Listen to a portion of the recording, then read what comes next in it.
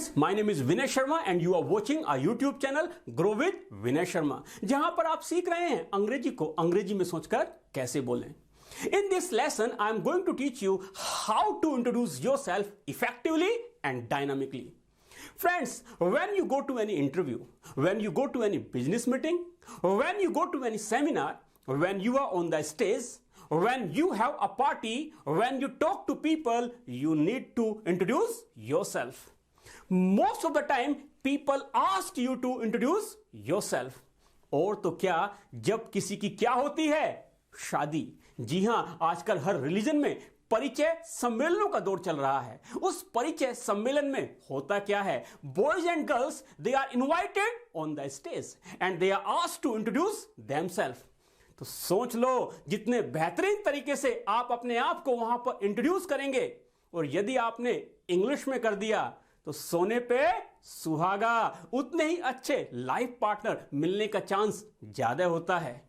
तो देखो कहां कहां सेल्फ इंट्रोडक्शन काम आता है। Friends, when you go to any interview, you will be surprised to know it that first minute of the interview decide the result. वो जो फर्स्ट गोल्डन मिनट होता है वो बहुत ही क्रूशियल होता है, and first 1 minute is enough to access the quality of the candidate. और recruiters को पता चल जाता है where does the candidate stand.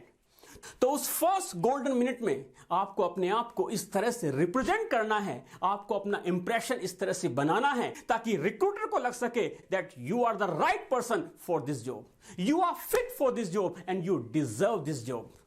So friends, self-introduction makes a lot of difference, and an effective introduction is the first step to leave the lasting impression. और किसी ने क्या खूब कहा है, आपने बार बार बोला भी होगा, सुना भी होगा, first impression is the last impression and well begun is half done. यदि किसी काम की शुरुआत अच्छी होती है तो समझ जाइएगा आधा काम आपने समाप्त कर लिया है। In this video lesson, I am going to teach you 10 steps which will help you to introduce yourself effectively and dynamically. Number 1, greet others. Number 2, name and place. Number 3, qualification. Number 4, achievements. Number 5, experience. Number 6, strength, weakness. Number 8, family. Number 9, hobbies. Future plan and ambitions. If you follow these steps, I can give the guarantee that आप एक बेहतरीन तरीके से अपने आप को introduce कर सकते हैं, अपना इंप्रेशन जमा सकते हैं। अब कुछ लोगों को डाउट हो रहा है, ये सारी की सारी बातें ऑलरेडी हमारे रिज्यूम में लिखी हुई हैं, तो बोलने की क्या जरूरत है। दोस्तों, recruiters want to know how confident you are, how well do you introduce yourself, how well do you express yourself, how well do you speak English, how well do you communicate, how well do you use your verbal and non-verbal communication, and these things make a lot of difference. जी हाँ, ये सारी की सारी बातें बहुत मायने रखती हैं। फ्रेंड्स, यदि कहीं पर आप अपना इंट्रोडक्शन दे रहे हैं या कहीं स्टेज पर आप किसी भी टॉपिक पर अपना प्रेजेंटेशन दे रहे हैं, तो शुरुआत करने से पहले कुछ पॉइंट्स को आपको अपने माइंड में रखना होता है। Number 1, start strongly. जी हाँ, किसी भी टॉपिक की शुरुआत, इंट्रोडक्शन की शुरुआत एक शानदार तरीके से करनी होती है, जानदार तरीके से करनी होती है। Number 2, smile and make eye contact. You have to maintain your eye contact. And number 3, use your body language. जी हाँ, आपको अपनी बॉडी लैंग्वेज का यूज करना होता है। वॉइस मॉड्यूलेशन, आवाज का उतार चढ़ाव। दोस्तों, यदि आप भीड़ का पार्ट नहीं बनना चाहते हैं, भीड़ से कुछ अलग करके दिखाना चाहते हैं, तो ये छोटी छोटी बातें आपका इंप्रेशन बनाती हैं। अब हम शुरू करते हैं कि किस तरह से आप इन स्टेप्स को माइंड में रखते हुए अपना इंट्रोडक्शन दे सकें। Number 1, greet others. यदि आप कहीं पर अपना इंट्रोडक्शन दे रहे हैं तो उसको शुरुआत करने का एक बहुत ही फॉर्मल वे, एक फॉर्मल तरीका मैं आपको बता रहा हूं, क्योंकि शुरुआत अच्छे तरीके से करनी चाहिए। क्योंकि कहा जाता है well begun is half done. यदि किसी काम की आपने अच्छे से शुरुआत किया है तो मान लीजिएगा आपका आधा काम कंप्लीट हो चुका है। तो सबसे पहले आपको विश करना है। सर हैं, सर को विश करेंगे, मैडम है, मैडम को विश करेंगे, एचओडी है, उन्हें विश करेंगे, चेयरमैन है, उन्हें विश करेंगे। यदि एक साथ सभी को विश करना चाहते हैं तो आप एवरीवन बोल सकते हैं या एवरीबॉडी बोल सकते हैं। तो आप शुरुआत कैसे करेंगे? गुड मॉर्निंग सर, मैम या everybody. It's my pleasure to be here with all of you. First of all, I would like to pay my words of thanks to all of you, especially respected sir, honorable ma'am, who has given me this wonderful opportunity to present myself. I'm very happy to be here on the stage. So without having any formality, I would like to come on the point. And the point is my introduction. So as far as my introduction is concerned, मैंने यहाँ पर एक sentence का use किया है, as far as my introduction is concerned. इसका मतलब जहां तक मेरे इंट्रोडक्शन का सवाल है या संबंध है. Well, I am Vinay Sharma. My name is Vinay Sharma. या this is Vinay Sharma before you. यहाँ पर I am और my name is ये फॉर्मल है और this is थोड़ा इनफॉर्मल है. मैंने यहाँ पर before का यूज किया है. अब सामने के लिए हम before भी लगाते हैं, in front of भी लगाते हैं, अपोजिट भी लगाते हैं. इनमें डिफरेंस क्या है? जब दो लिविंग पर्संस आपस में बातचीत कर रहे हैं, एक दूसरे की तरफ देख रहे हैं, या आप स्टेज पर हैं, प्रेजेंटेशन दे रहे हैं, पब्लिक आपकी तरफ देख रही है, आप पब्लिक की तरफ देख रहे हैं, तो वहां पर हम बिफोर का यूज करते हैं. जैसे आप बोलते हैं I am standing before you. लेकिन यदि कहीं पर एक लिविंग पर्सन है और वो नॉन लिविंग थिंग की तरफ देख रहा है, जैसे कि सपोज एक पर्सन यहां खड़ा हुआ है, सामने वॉल है, तो ये पर्सन वॉल को देख सकता है, ये वॉल पर्सन को नहीं देख सकती. तो इस तरह की कंडीशन में आप इन फ्रंट ऑफ का यूज करते हैं. आप बोलते हैं I am standing in front of the wall. आप कहते हैं मैं स्टेशन के सामने खड़ा हुआ हूं, क्या बोलेंगे? I am standing in front of the station. लेकिन जब दोनों ही चीजें नॉन लिविंग है, एक दूसरे को नहीं देख सकती, यहां पर एक मॉल है, यहां पर पोस्ट ऑफिस है, आप कहते हैं पोस्ट ऑफिस मॉल के सामने है. सेंटेंस क्या बनाएंगे? The post office is opposite the mall. तो इस तरह से आपको क्लियर हो गया होगा कहां पर हम बिफोर का यूज करेंगे, कहां पर इन फ्रंट ऑफ का यूज करेंगे और कहां पर अपोजिट का यूज करेंगे. Friends, keep one more thing in your mind. Never start your introduction with myself. हालांकि nowadays myself plus noun is in fashion, but it is grammatically wrong. अब जैसे ही मैंने आपसे कहा कि यह ग्रामेटिकली गलत है, तो आप सभी के माइंड में एक क्वेश्चन मार्क आया होगा. व्हाई? क्यों? मैं आपको क्लियर कराना चाहूंगा कि कुछ वर्ड्स होते हैं जैसे my self, him self, her self, your self, them self, it self. ये रिफ्लेक्सिव प्रोनाउन भी होते हैं और एम्फेटिक प्रोनाउन भी होते हैं. जब माई सेल्फ किसी सब्जेक्ट के बाद में यूज किया जाता है तो वो एम्फेटिक प्रोनाउन होता है. जैसे आप बोलते हैं आई माई सेल्फ डिड इट, यह मैंने खुद ही किया है, यह मैंने स्वयं ही किया है. तो आप सेंटेंस में स्ट्रेस डाल रहे हैं, जोर डाल रहे हैं, एम्फेसिस कर रहे हैं, खुद ही, स्वयं ही. लेकिन जब माई सेल्फ किसी वर्ब के बाद में यूज किया जाता है तो वहां पर यह रिफ्लेक्सिव प्रोनाउन होता है. जैसे आप बोलते हैं I did it myself, यह मैंने खुद ही किया है. So myself can not be use as a subject. So never start your introduction with myself. अब यदि किसी इंटरव्यू में आप अपना इंट्रोडक्शन दे रहे हैं तो उसको शुरुआत करने का एक सिंपल तरीका, आप बोलते हैं गुड मॉर्निंग सर, मैम या everybody. First of all, I would like to thank you for giving me this wonderful opportunity to present myself. It's my pleasure to introduce myself. Well, my name is Vinay Sharma. अब आपको बताना है कि आप रहने वाले कहां के हैं. जैसे मैं गाजियाबाद से बिलोंग करता हूं, तो सेंटेंस कैसे बनाएंगे? I belong to Ghaziabad. या फिर क्या बोलूंगा? I hail from Ghaziabad. या फिर I am from गाजियाबाद. या फिर आई कम फ्रॉम गाजियाबाद. आप इनमें से किसी भी एक सेंटेंस का यूज कर सकते हैं. आप कहते हैं मैं पला बड़ा गाजियाबाद में हुआ हूं, तो सेंटेंस कैसे बनाएंगे? I have been born and brought up in Ghaziabad. वर्तमान में मैं भोपाल में चूनाभट्टी में रहता हूं. I currently live at Chunabhatti in Bhopal. अब यहां पर चूनाभट्टी एक स्मॉल प्लेस है और भोपाल एक बिग प्लेस है, तो स्मॉल प्लेस के लिए हम एट लगाते हैं और बिग प्लेस के लिए हम इन लगाते हैं. Now I would like to tell you about my qualification. As far as my qualification is concerned, suppose यदि कोई 8th क्लास का बच्चा है, उसे अपनी क्वालिफिकेशन बताने की वो क्या कर रहा है, तो वो कैसे बोलेगा? I am in 8th standard. या फिर क्या बोलेंगे? I study in class 8th. यदि किसी ने ग्रेजुएशन किया हुआ है, क्या बोलेंगे? I am a graduate. किसी ने पीजी किया हुआ है, क्या बोलेंगे? I am a post graduate. किसी ने एमबीए किया हुआ है, क्या बोलेंगे? I M an MBA. यदि आपने मैथमेटिक्स में पीएचडी किया हुआ है, क्या बोलेंगे? I am PhD in mathematics. The best thing is to make a mention of the last 2 degrees accomplished by you. यानी पास की 2 डिग्रीज के बारे में आपको बताना होता है. If you are an undergraduate then you have to share the details of your secondary and higher secondary qualification. If you are a graduate then you have to share the details of your higher secondary and graduation degree. And if you are a postgraduate, then you have to share the details of your graduation and PG degrees. यदि आपकी percentage अच्छी है तो आप अपनी percentage भी बता सकते हैं if you think you scored fairly well. जैसे आप कहते हैं I have done my BTech in computer science with an aggregate 85% from Delhi University in 2018. I did my plus 2 with 90% from CBSE board in 2014. अब आप अपनी additional qualification भी बता सकते हैं. उसको बताने के लिए या तो आप along with this का यूज करते हैं. along with this का मतलब होता है इसके साथ साथ, except this इसके अलावा, beside this इसके अतिरिक्त, apart from it इसके अलावा. तो आप कहते हैं along with this I have completed my PGDCA from Makhanlal University. Except this, I did C++ and Java courses.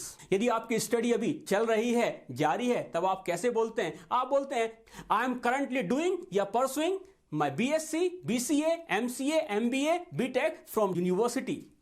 यदि आप करंटली कहीं जॉब कर रहे हैं तो उसको बताने के लिए किस तरह के स्ट्रक्चर का आप यूज करेंगे?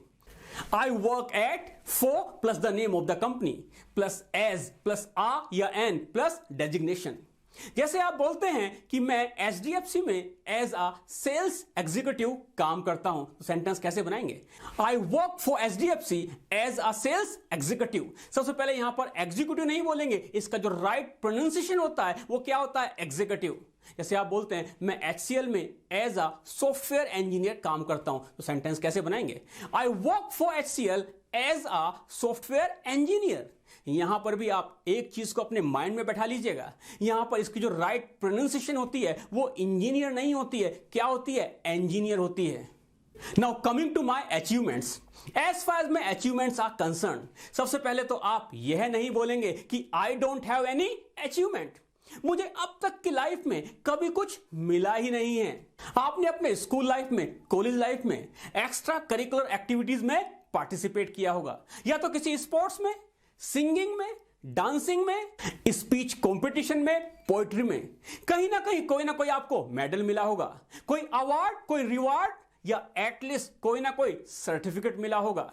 तो you need to mention, you need to share, क्योंकि it shows you are an allrounder, it shows your leadership skills. तो ये बताना बहुत जरूरी है. यदि याद नहीं है, ask your parents, ask your teachers, ask your siblings. जैसे आप बोलते हैं I was selected as a class representative in college. I got a certificate in singing level competition. In college I got NSS certificate. Now I would like to tell you about my experience.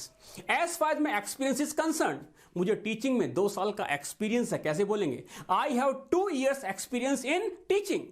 मैंने करीब 4 साल तक HCL में काम किया है software engineer के रूप में. I have over 4 years experience with working HCL as a software engineer. और यदि आप बिल्कुल फ्रेशर हैं तब आप क्या बोलते हैं? आई am fresher and I am looking for a job at the moment. यदि आप अनएम्प्लॉयड हैं, आपने कहीं पर जॉब छोड़ दी है, तब आप किस तरह से बोलते हैं? I am exploring for the new opportunities, या फिर आप बोलते हैं I am between jobs. I am between jobs का मतलब क्या है? मैं जॉब ढूंढ रहा हूं. यहां पर I would like to suggest you, instead of saying I am fresher, you need to tell about any project. आपने अपनी कॉलेज लाइफ में या किसी कंपनी में कोई प्रोजेक्ट किया हुआ है तो उस प्रोजेक्ट के बारे में आपको बताना है. What exactly you have to tell? You have to tell about the project background, number of people in the project, amount of time you took to complete that project, share your role and responsibility. आपने किस तरह का कार्य किया था, उसका outcome क्या निकला. Share your success and what did you learn. आपने उससे क्या सीखा. यदि आप इस तरह से बताते हैं, it shows your leadership skills, it shows your team spirit. Now coming to my strengths. As far as my strengths are concern, strengths का मतलब क्या है? आपके अंदर खूबियां क्या हैं? Why should recruiters hire you?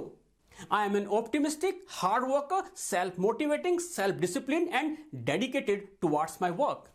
I can adapt myself to any kind of environment. मैं किसी भी तरह के वातावरण में अपने आप को ढाल लेता हूं. I am a quick learner and a trustworthy person. यानी मैं एक विश्वास करने योग्य पर्सन हूं. I always try to improve myself. मैं हमेशा अपने आप को इंप्रूव करने की कोशिश करता हूं. मैं ये नहीं कह रहा कि आप सारी के सारी स्ट्रेंथ्स बताइएगा, लेकिन इसमें से जो भी आपको अच्छी लगती हो, जो आपको सूट करती हो, वो स्ट्रेंथ्स आप बता सकते हैं. Now coming to my weakness. As far as my weakness is concern, आपको वो वीकनेस बतानी है ताकि सामने वाले को लगे कि ये आपकी वीकनेस नहीं है, ये आपकी स्ट्रेंथ है। As far as my weakness is concerned, I am over passionate about achieving my goals in time. यानी मुझे जब भी कोई टास्क दिया जाता है, कोई काम दिया जाता है, तो मैं उसे समय से पहले समाप्त करने के लिए मेरे अंदर एक जुनून सवार हो जाता है। अब आपके अकॉर्डिंग ये आपकी वीकनेस है, लेकिन रिक्रूटर्स के लिए ये आपकी वीकनेस नहीं है, ये आपकी स्ट्रेंथ है। आप कहते हैं my greatest weakness is I sometimes have trouble saying no and end up overwhelmed by my workloads. मैं कभी किसी को ना नहीं कह पाता। मेरे कोलिग्स मुझसे कोई काम करने के लिए कहता है, ना नहीं कह पाता। बॉस कुछ अलग से काम करने के लिए कहते हैं, ना नहीं कह पाता। अब आपके लिए ये आपकी वीकनेस है, लेकिन रिक्रूटर्स के लिए ये आपकी वीकनेस नहीं है, बल्कि क्या है, ये आपकी स्ट्रेंथ है। Now I would like to tell you about my family. As far as my family background is concern, I come from a nuclear family या जॉइंट फैमिली। न्यूक्लियर फैमिली का मतलब एकल परिवार, जॉइंट फैमिली का मतलब संयुक्त परिवार। तो आप किस तरह के परिवार से आते हैं ये आपको बताना होता है। There are 5 members in my family, या फिर आप क्या बोलेंगे, we are 5 members in our family. My respected father, my respected mother, 2 siblings and me. या फिर siblings को आप इस तरह से बोल सकते हैं, 1 brother, 1 sister and me. अब यदि आप यहां पर चाहें तो अपने फादर या मदर का नेम भी ले सकते हैं। आप कहते हैं my father is a businessman, he deals in property and clothes. जी हाँ, बिजनेसमैन किसी न किसी प्रोडक्ट में डील करता है। आप कहते हैं my father is a government employ and he works for State Bank of India as a branch manager. He is very hard working and down to earth. Down to earth का मतलब होता है जो बहुत ज्यादा ईमानदार होते हैं, जमीन से जुड़े हुए। He has the role to lead and guide the whole family. उनका जो काम है परिवार का नेतृत्व करना है और गाइड करना है। He has to spend a lot of time in running the family business and family affairs. उन्हें बहुत सारा समय लगाना पड़ता है पारिवारिक बातों के लिए और परिवार के बिजनेस के लिए। My mother is a housewife, homemaker या working woman. She is very loving, caring, religious and kind-hearted. वो बहुत प्यार करने वाली हैं, केयर करने वाली हैं, धार्मिक हैं और दयालु प्रवृत्ति की हैं। I draw tremendous support from them. मुझे उनसे बहुत ज़्यादा सपोर्ट मिलता है। And whatever I have achieved so far, अब तक मैंने जो भी कुछ प्राप्त किया है, is due to their constant inspiration and encouragement. उनके लगातार प्रेरणा और उत्साहवर्धन की वजह से। My sister is pursuing her BSc from college. My brother is pursuing his BTech from college. Now I would like to tell you about my hobbies. Your hobbies represent your personality. आपकी hobbies आपके व्यक्तित्व के बारे में बताती है। Interview में जब भी आपसे आपकी हॉबीज पूछी जाती हैं तो you may have to face counter questions and you have to be ready to answer them. और जिस हॉबी की आपको नॉलेज है उसी के बारे में आपको बताना है। कुछ लोग ऐसे होते हैं फुटबॉल के बारे में कुछ जानते नहीं हैं और फुटबॉल हॉबी बता देते हैं। तो जहां तक मेरी हॉबीज का सवाल है, as far as my hobbies are concern, हम या तो यूज करेंगे आई लाइक, लव, या फिर आप बोलेंगे आई एम फॉन्ड ऑफ, या फिर बोलेंगे my hobbies are, plus verb की फर्स्ट फॉर्म में हम आईएनजी का यूज करते हैं। जैसे आप बोलते हैं as far as my hobbies are concern, my hobbies are swimming, reading novels, playing cricket, gardening, visiting new places and interacting with new people. In my free time, leisure time दोनों का मतलब एक ही होता है। आप फ्री टाइम में क्या करते हैं? आप कहते हैं in my free time I like listening to music, reading worthwhile books and watching TV. Now I would like to tell you about my future plan, ambition. यदि आप स्टडी कर रहे हैं तो जरूर आपका कोई ना कोई फ्यूचर प्लान होगा कि आप क्या बनना चाहते हैं। इसके लिए या तो हम यूज करते हैं आई वॉन्ट टू बी, या फिर हम बोलेंगे आई वाना बी, या फिर हम बोलेंगे I would like to be, या फिर हम बोलेंगे आई एस्पायर टू बी। और जो भी आप बनना चाहते हैं कुछ सर्टेन रीजंस बताइएगा। जैसे आप बोलते हैं I aspire to be a highly successful teacher because teaching is a very creative and challenging activity and I love teaching like anything. I want to become a successful businessman because business is a very challenging and profitable activity. I plan to become a fashion designer because it is very artistic, creative and profitable activity. I want to join Indian Civil Services because I love dealing with people and challenging problems.